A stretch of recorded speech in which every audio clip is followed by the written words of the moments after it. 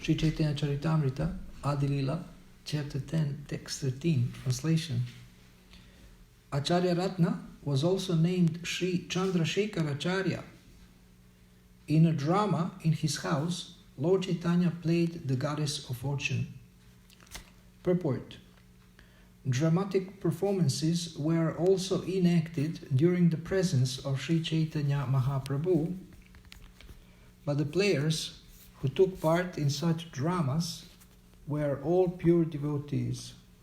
No outsiders were allowed.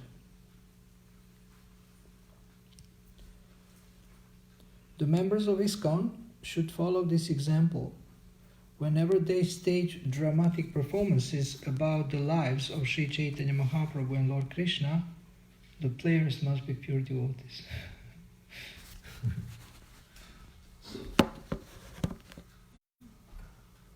Amazing. Professional players and dramatic actors have no sense of devotional service, and therefore, although they can perform very artistically, there is no life in such performances. Srila Bhaktisiddhanta Saraswati Thakur used to refer to such an actor as Yatra Dale Narada, which means farcical Narada or false Narada.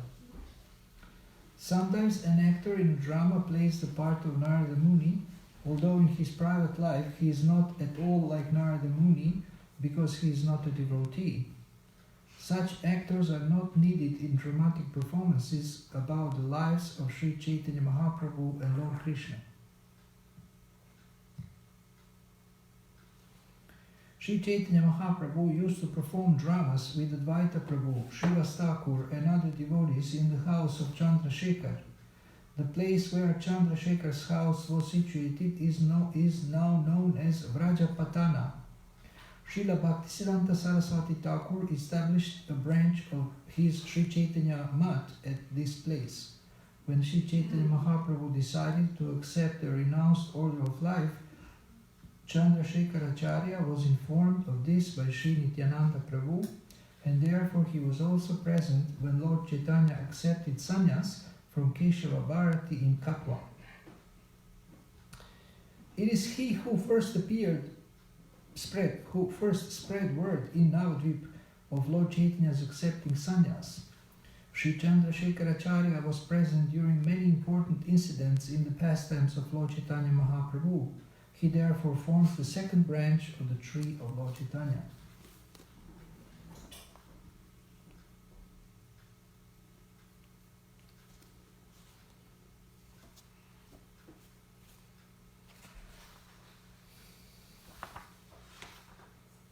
Acharya Ratnera Nama Sri Chandrasekhara Yanra Ghare Devi Bhave Nachila Ishvara. Acharya Ratna was also named Sri Chandrasekhar Acharya. In a drama in his house, Lord Chaitanya played the goddess of fortune. I remember when I was reading these conversations with Srila Prabhupada. So when you start reading conversations of Srila Prabhupada, first book, then immediately there is a discussion about dramas. And Srila Prabhupada gives different instructions. And Srila Prabhupada, he loved to attend dramas of devotees, and he would give comments, like there was one drama about Lord Nishingadev on the appearance day of Lord Nishingadev, and Srila Prabhupada would say, after the play, he says, "Oh, Mr. Hiranyakashipu was very good."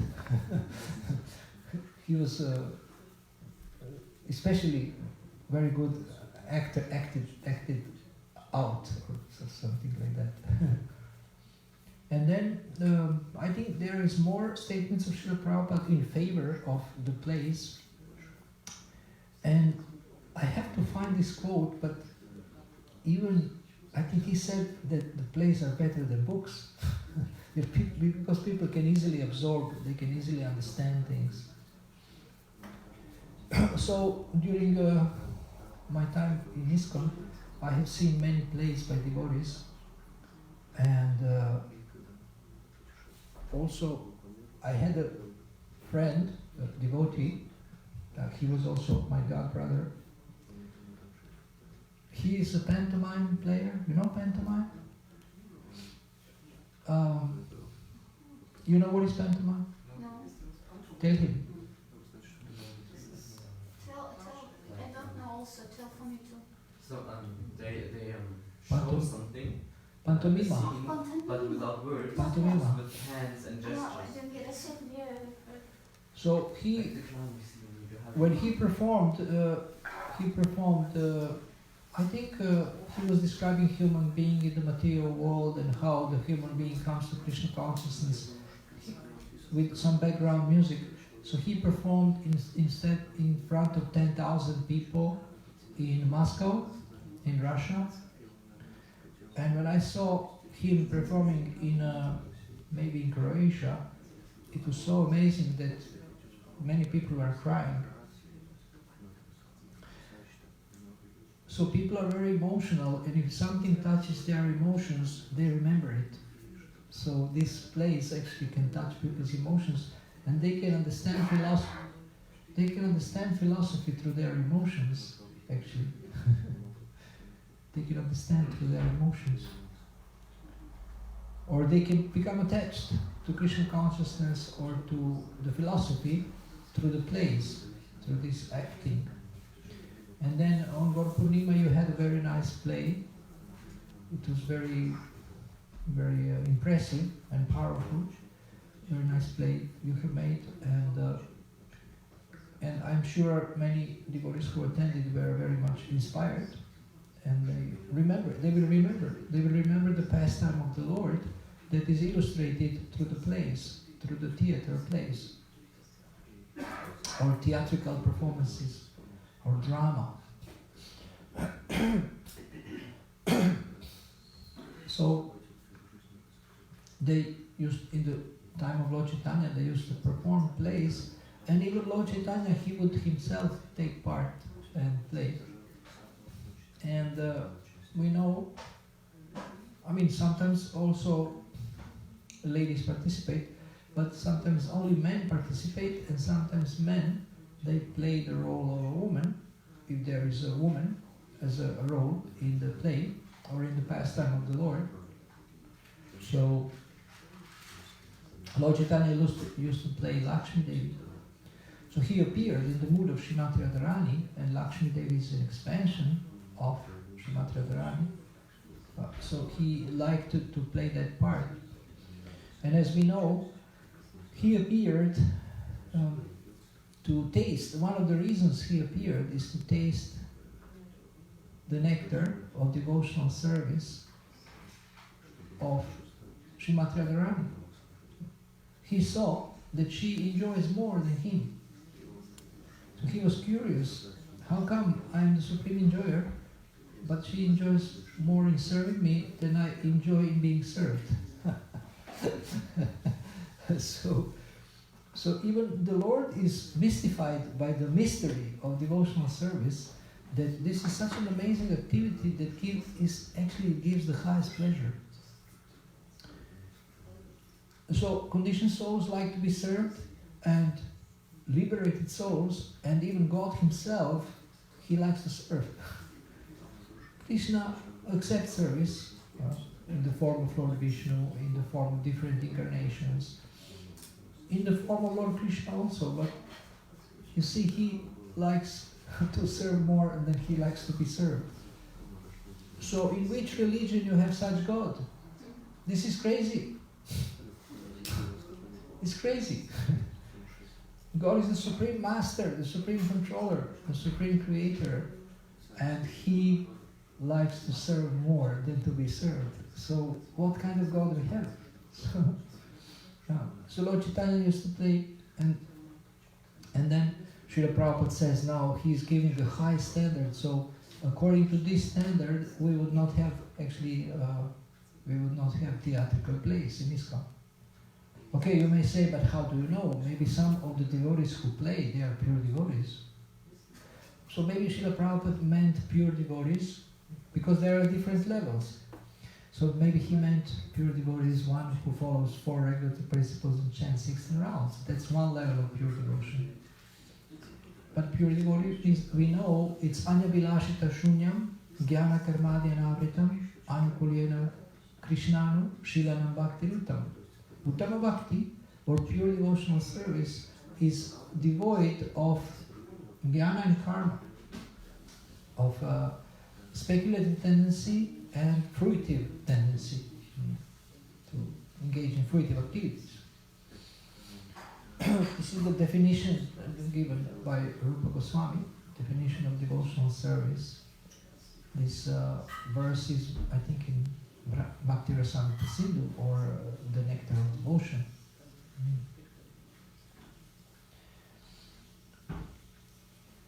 And then Srila Prabhupada mentions here that sometimes ordinary actors try to play. So we have seen movies from India, Mahabharata, and different other depictions or descriptions of Krishna's pastimes. But these actors, they actually smoking, drinking.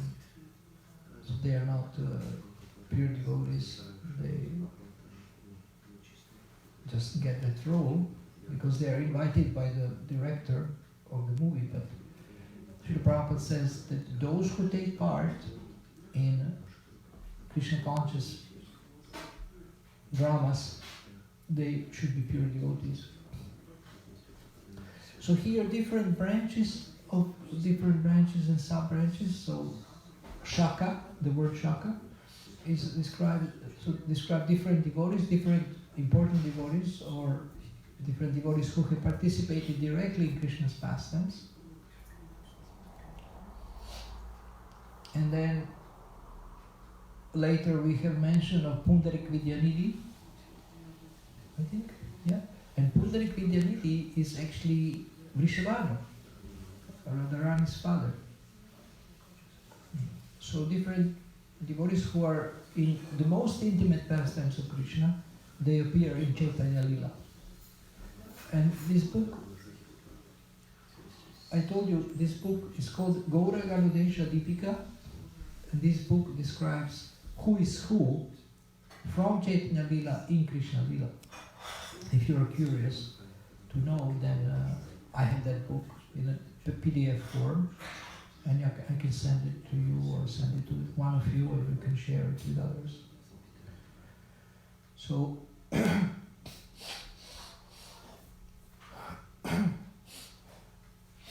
we also see in the Bhagavatam sometimes long descriptions of names of dynasties and who is whose son and things like that. So these are all transcendental topics. These are not just technical descriptions, because these personalities were very, very high personalities. So just hearing about their name and when they were born or who's their father, that's purifying and auspicious. Now, do you remember the word Shaka, where it appears in Bhagavad Gita? Shaka means branch, like a branch of the tree. And we are here speaking about many branches and sub-branches. This material world is described. What chapter is it? Oh yes, that's chapter 15. The tree, which is go downwards, upwards. Okay.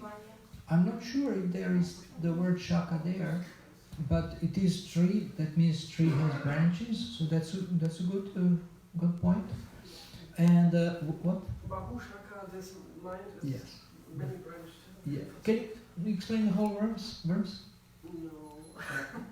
not really. I think that the mind is like Vyavasayatmika Budira Keha Kuru Nandana Bahu Shaka Hyanantascha Budayo Vyavasayanam.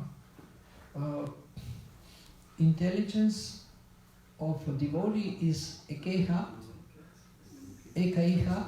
one pointed, focused, completely fixed on Krishna. And intelligence of those who are bewildered is Bahushaka, many branched. It goes in so many directions.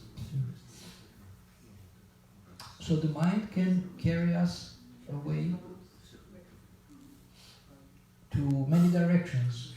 Our mind can drag us away to many directions. And therefore, Krishna says in the Bhagavad Gita, always bring it back. Always bring it back. So when you are chanting your rounds and you notice that your mind went to, I don't know, thinking about this, thinking about that, or it's not even present here, listening to the sound of the holy name, then you bring it back. Always bring it back. And it's like you have a airplane. So airplane, they say that it's off course 90% of the time. It doesn't go from, I don't know, Cologne to Berlin straight, but it goes a little bit to the right, a little bit to the left. But because the pilot, he has instruments and he gets feedback from the tower, then he's always bringing back the airplane to bring it to the straight course, to the right course. Similarly, the mind always has to be brought back. Always has to be brought back and focused on Krishna again and again. And the more you do it, the more it will be fixed on Krishna, completely fixed on Krishna. And now in English, somehow over time, they have developed this phrase "fixed up." So there is this word "up" is added to the word "fixed" and to the word "come up," and somehow. So when you think about fixing up, then you think about fixing something upstairs. So I'm not sure exactly why this word is used, "fixed up." And I made a song. I have a song called "Fixed Up."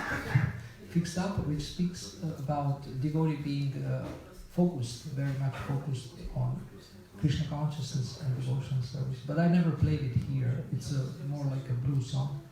It has English lyrics. That you have to be fixed up and determined, and that your intelligence is wandering from some sound to some form, but that only serving the Supreme Lord is something that will save us and that counts. And it goes like this, the lyrics go like this. Actually, I forgot to tell Bhakti Sebastian to go to the library and bring one book, so I will request you to go now. It's Canto 2, and I need Chapter 2. That means Canto 2, I think it has only one volume, but I need Chapter 2, Canto 2. So today I would like to speak the rest of the class about gardening.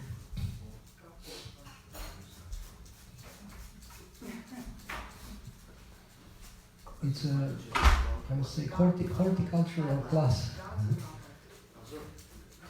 About gardening, there is, in the Chaitanya Charitamrita, there is a metaphor of gardening, and devotees from Croatia, they asked me to give morning class on the verse 28, 2:28, but two verses after this, 2:30, there is a verse that has a long purport and which describes gardening and also explains the weeds. It describes the weeds that grow in the garden, and we are interested in the weeds. So now we are going to read. Okay, so you got it? You got it? Excellent. We are going to read from the Srimad Bhagavatam, Canto 2, Chapter 2, Text 30, the verse and the purport that Srila Prabhupada gave. And he's describing 8 important things in this purport in relation to gardening, spiritual gardening.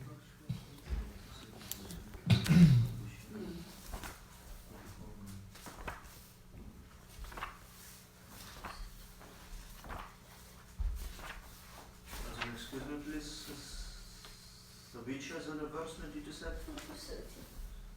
2:30. 30. Can you find it in German? Yes. Sabhuta Sukshmendriya Sanikarsham Manomayam Devamayam Vikaryam Samsadya Gatya Sahatena Yati Vijnanatatvam Gunasanirodham.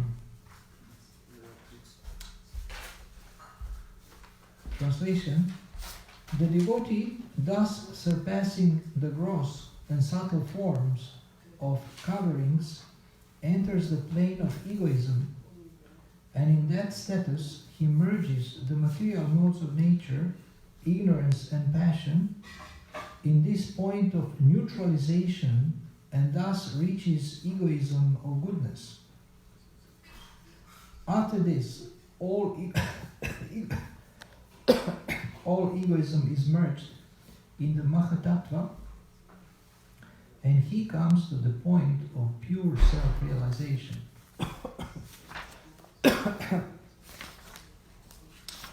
Now the purport is almost 3 pages, so you have to survive.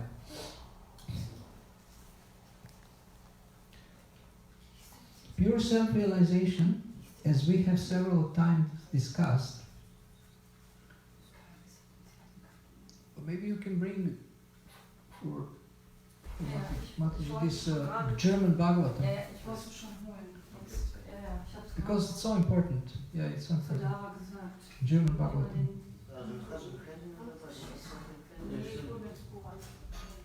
Pure self-realization, as we have several times discussed, is the pure consciousness of admitting oneself as the eternal servitor of the Lord. So people have an idea about self-realization in the material world. They sometimes call it self-actualization. To actualize your real self.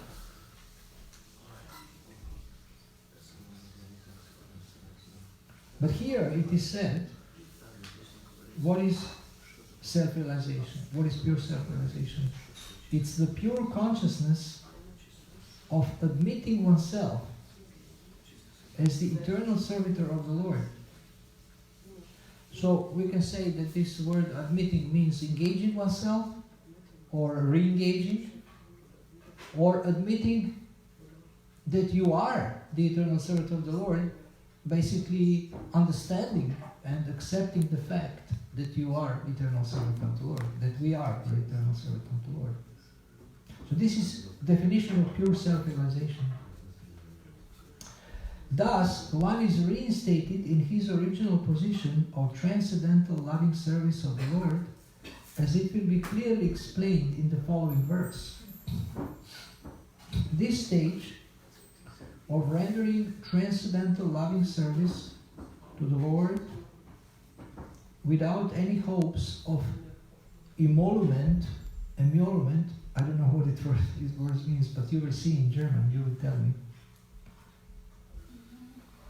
or any other way, can be attained when the material senses are purified and the original pure taste of the senses received.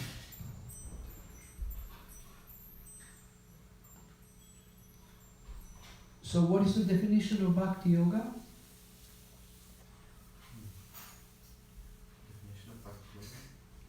Hrishkena Hrishikesha Sevanam Bhakti Ruchate.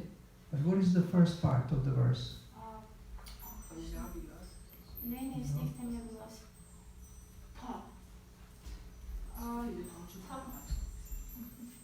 What is the beginning? Could you see the first word?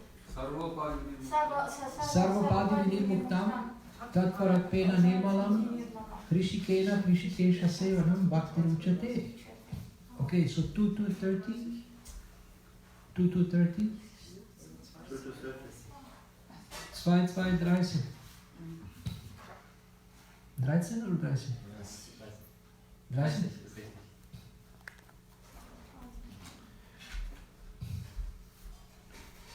So when with your senses you're serving the master of the senses, this is called bhakti. Very practical. It's not something in the air. Bhakti is love. It's not only love, it's service with love. What happened? She had the wrong of two. She had brought the wrong of two. Second one. Second one.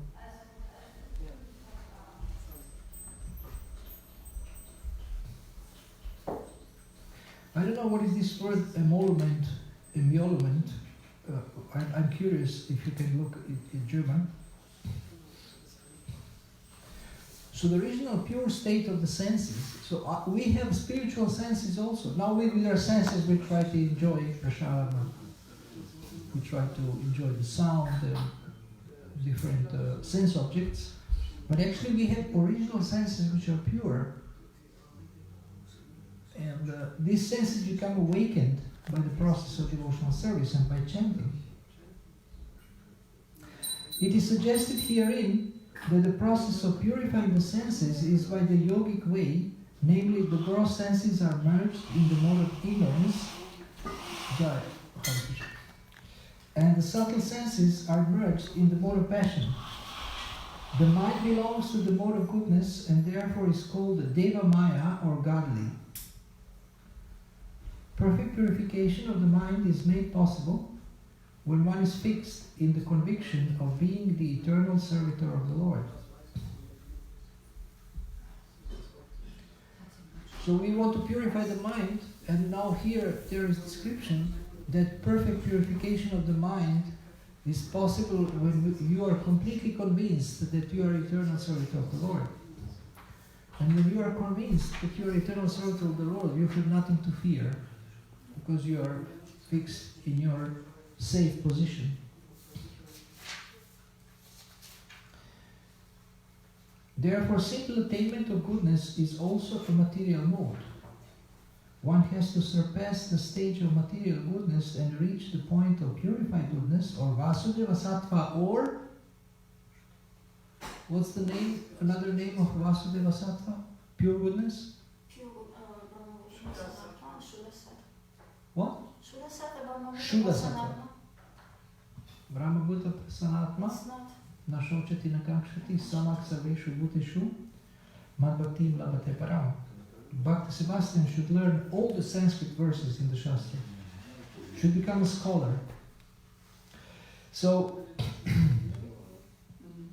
now, what is material goodness? Material goodness is goodness mixed with passion and ignorance. That's why Srila Prabhupada makes this distinction, and Acharyas make this distinction, that there is pure goodness and there is impure goodness. This Vasudeva Sattva helps one to enter into the kingdom of God. We may also remember in this connection that the process of gradual emancipation by the devotees in the manner of mentioned above, so by the yogic process, although authoritative, is not viable, is not appropriate at the present age because of people's becoming primarily unaware of the yoga practice. The so-called yoga practice by the professional protagonists may be physiologically beneficial, so only for the body, but such small successes cannot help one in the attainment of spiritual emancipation as mentioned herein. 5,000 years ago, when the social status of human society was in perfect Vedic order, the yoga process mentioned herein was a common affair for everyone. Because everyone, specifically the Brahmanas and the Kshatriyas, was trained in the transcendental art in the custody of the spiritual master, far away from home, in the status of brahmacharya. Modern man, therefore, is incompetent to understand it perfectly. So modern men, they're doing yoga, but they don't understand the purpose of yoga. And they don't understand that yoga is meant to connect us with the Supreme. Yoga means to link, to connect. But now many devotees are becoming yoga teachers, and they are introducing elements of bhakti in Hatha Yoga. And so like they, mantras are becoming popular today, so they give people some mantra. And yesterday one devotee was telling me that his partner or would-be wife is a yoga teacher, but she was trained in the line of Shankaracharya.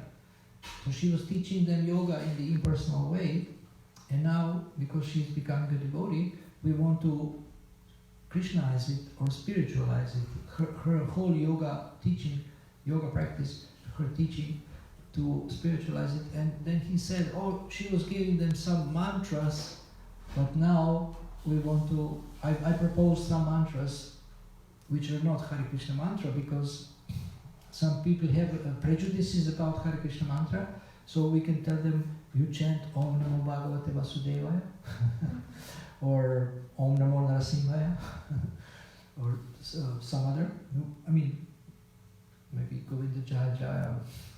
So I have attended classes of devotees where they actually give people some mantras like Radhe Shyam, Radhe Shyam, Radhe Shyam.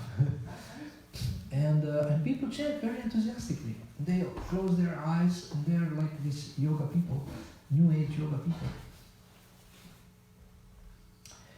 Now, we are only now coming to the gardening in the purport. Oh, this was introduction. So because it's Sunday, we have maybe a little more time. Logic, can you look at this word emolument? Emolument? We have to find it where it is. Okay, it's at the beginning of the purport. It's a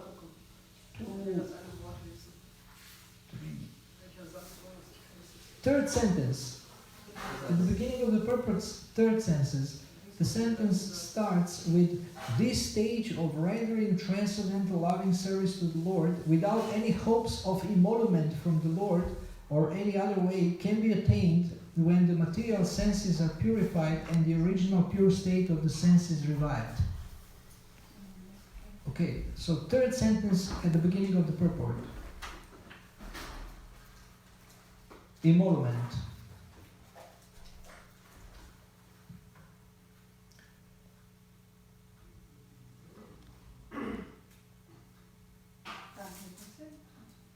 And if you can explain it to me, because you understand in German.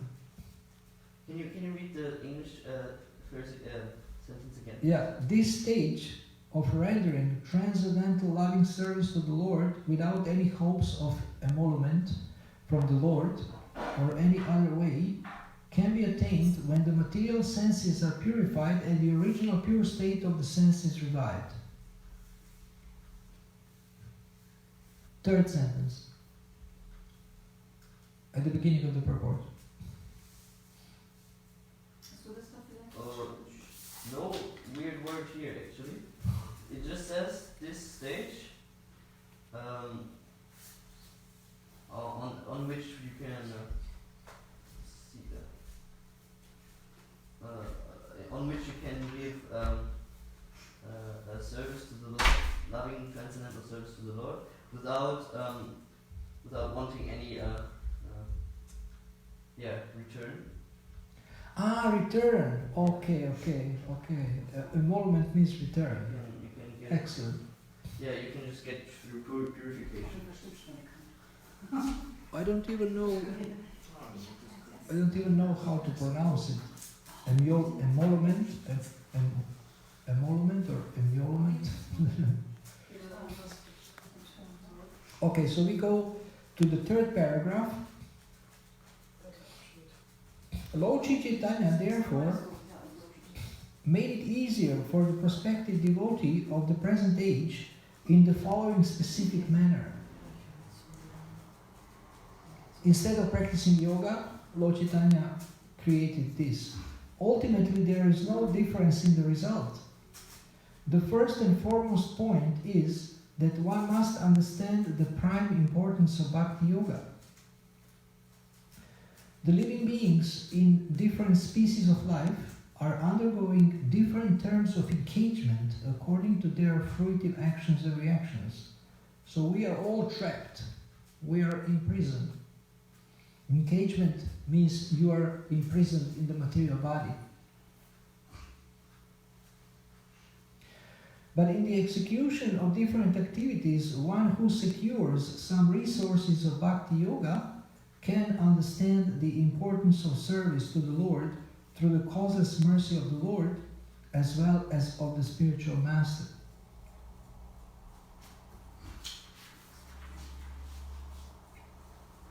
So by the mercy of Krishna and Guru, we understand the importance of Bhakti Yoga.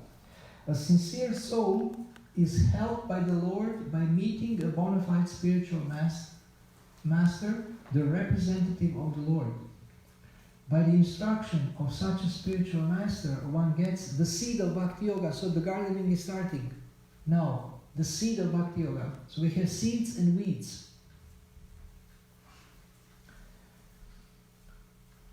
So we get this seed. Often we get it when we get a book, when we get Prabhupada's books. So we get in touch with instructions of the spiritual master.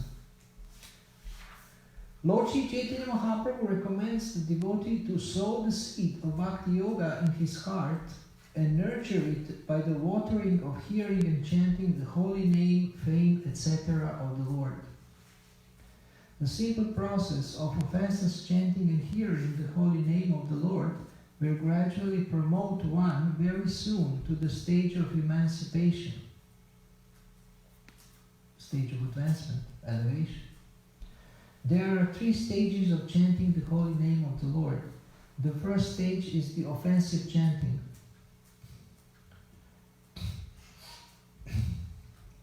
The first stage is the offensive chanting of the holy name, and the second is the reflective stage of chanting the holy name. The third stage is the offenseless chanting of the holy name of the Lord. In the second stage only, the stage of reflection via media between the offensive and offenseless stages, the stage of emancipation is automatically attained. And in the offenseless stage, one actually enters into the kingdom of God, although physically he may be apparently within the material world. To attain the offenseless stage, one must be on guard in the following manner. And now, this section of the purport is what I wanted to share with you today. When we speak of hearing and chanting, it means one should not only chant and hear of the holy name of the Lord as Rama, Krishna, or systematically the 16 names of Hare Krishna, Krishna Krishna, Hare Hare, Hare Rama, Rama Rama, Hare Hare. But one should also read and hear the Bhagavad Gita and Srimad Bhagavatam in the association of devotees. The primary practice of Bhakti Yoga will cause the seed already sowed in the heart to sprout, and by regular watering process, as mentioned above, the Bhakti Yoga creeper will begin to grow. By systematic nurturing, the creeper will grow to such an extent that it will penetrate the coverings of the universe. As we have heard in the previous verses, reach the effulgent sky, the Brahma Jyoti, and go farther and farther and reach the spiritual sky, where there are innumerable spiritual planets called Vaikuntha Lokas. Above all of them, there is Krishna Loka or Goloka Vrindavan, wherein the growing creeper enters and takes repose or shelter at the lotus feet of Lord Krishna, the original personality of Godhead. When one reaches the lotus feet of Lord Krishna at Goloka Vrindavan, the watering process of hearing and reading, and as also chanting of the holy name in the pure devotional stage, fructifies. It means it brings the fruit. And the fruits grown there in the form of love of God are tangibly tasted by the devotee, even though he is here in this material world. The ripened fruits of love of God are relished only by the devotees constantly engaged in the watering process as described above.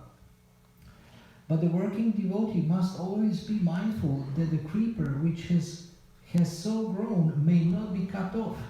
Therefore, he should be mindful of the following considerations. So now we have been speaking about the seed and sprouting of the seed, and growing and developing a devotional creeper, going towards Goloka Vrindavan, going towards the spiritual world.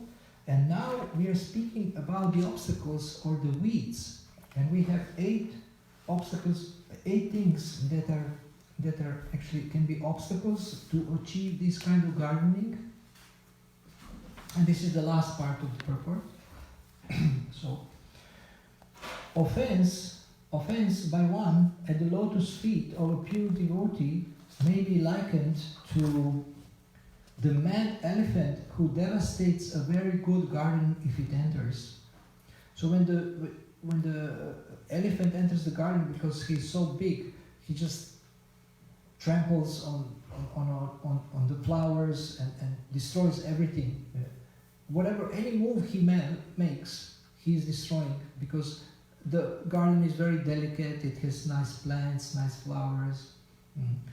So this offense to the pure devotee, at the feet of the pure devotee, is like this man elephant. It destroys all advancement that we have made with great difficulty. 2, one must be very careful to guard himself against such offenses at the feet of pure devotees, as much as a creeper is protected by all-round fencing. So you have when you cultivate a plant, then sometimes there is protection so that weeds cannot come and they cannot grow. So it's called all-round fencing. So that means fencing around the plant. So one has to guard himself against such offenses. That means one has to be very careful, very cautious. It so happens that by the watering process, this is 3, it so happens that by the watering process some weeds are also grown, and unless such weeds are uprooted, the nurturing of the main creeper or the creeper of Bhakti Yoga may be hampered. So the weeds, apart from positive engagement in devotional service, we have to actually eliminate everything that is inauspicious or unfavorable. This is also important. Consciously, to do that consciously and intentionally. Therefore, Srila Rupa Goswami describes. Guten Tag. Good Tag. Wohnen Sie alle hier? Ja, manche sind zu Gast, aber manche sind gewohnt. Also zu Gast nicht nur heute, sondern Ja, schon ein bisschen länger. die grundsätzliche Regelung kennen Sie aber, ne? Aber was meinen Sie jetzt? Dass man keine Religionsveranstaltungen momentan abhalten darf. Also das machen wir nicht. Oder ich meine, Was ist es denn sonst hier? die meisten wohnen hier. Ja, aber es gibt grundsätzlich ein Verbot, solche Sachen abzuhalten momentan.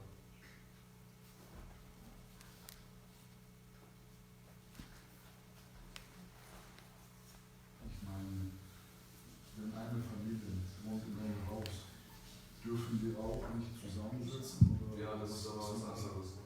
Aber die meisten wohnen hier, das ist die Sache. Ja. Die setzen uns zusammen. Ich weiß nicht, wo liegt das Problem. Ja. Wer wohnt denn nicht hier, der jetzt heute hier ist? Bitte nicht in den Schulen. Ja, okay, sorry. Wer wohnt nicht hier heute? Ich wohne hier. Sie wohnen hier. Was mit Ihnen? Ich wohne nicht, ich bin seit ein paar Wochen. Sie wohnen nicht hier. Sie? Ich wohne. Sie wohnen hier? Sie? Und gegenüber? Gegenüber wohnen Sie? Die dabei Also Sie haben gefragt, wer jetzt grundlegend nur heute nicht hier ist. wer wohnt hier grundsätzlich und wer nicht? Ach so. Ja. Ja, was denn? Ich habe jetzt auch keine Lust, hier jeden anzusprechen. Sie wohnen nicht hier, haben Sie gesagt. Wer wohnt denn uns hier?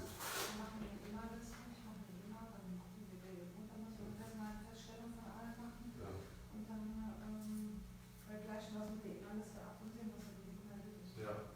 Haben Sie alle mal einen Ausweis? Ja. Einmal bitte rausholen. Ja, aber das ist